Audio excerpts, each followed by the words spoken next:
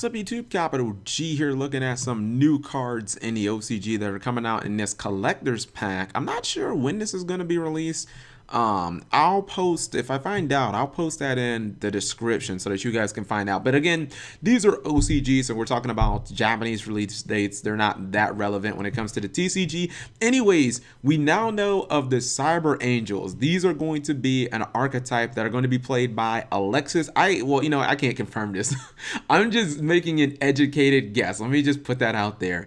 I believe that they're going to be played by Alexis Rhodes, this chick, the chick that was on GX. I believe she's going to be playing these in Yu-Gi-Oh! Arc V. I know she's coming back to the show. Kaito from, what's it called? Zill's coming back to the show, and Aster Phoenix from GX is also coming back to, or Edo Phoenix, whatever.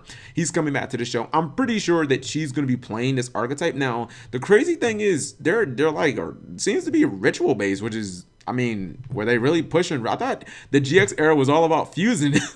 So I don't really think they were playing that many ritual decks. But anyways, let's look at some new cards. This is Cipher Wing. First up, it's a level 4 light machine monster, 1400, 1200. It says if you control a Cipher monster or Kinetic Soldier, which is like that fucking super old card that people used to use against like 6 samurais and E-heroes and whatnot.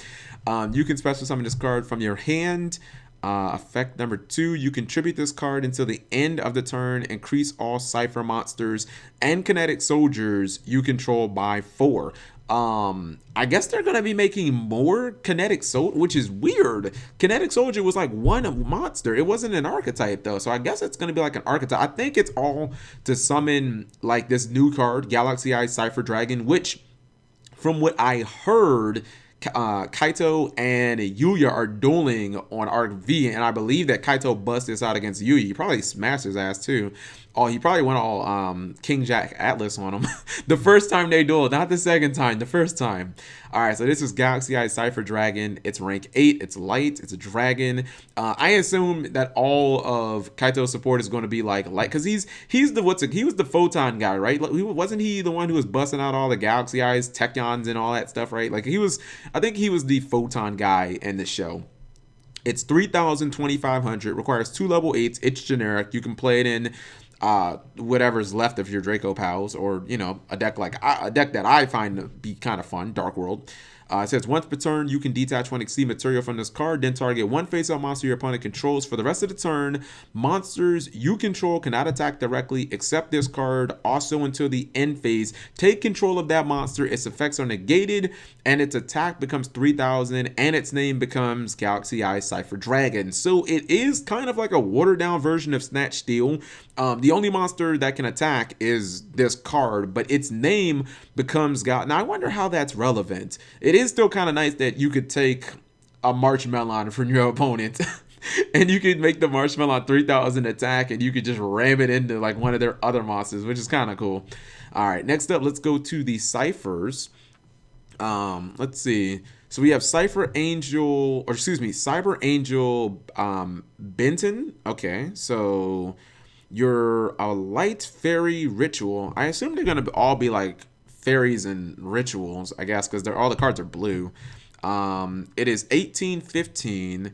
Says it can be ritual summoned with Machine Angel Ritual. Okay. If this card destroys a monster by battle and sends it to the graveyard, inflict damage to your opponent equal to that monster's original defense. It's not bad. If this card is distributed, you can add one light fairy monster from your deck to your hand. Hence, you can get, I guess, all of these. Or you can get Manju and Senju. They're light fairies, I'm pretty sure. So, and they also work in ritual decks because, I mean, they search ritual cards. All right, next up we have Cyber Angel Idaten. This is 1,600, 2,000. This card can be ritual summoned by Machine Angel Ritual. I'm going to assume that all of them say that. Effect number 1, if this card is ritual summoned, you can add one ritual spell from your deck or your graveyard to your hand. That's not bad. It's like a Necros of Colossalus, but from the graveyard also.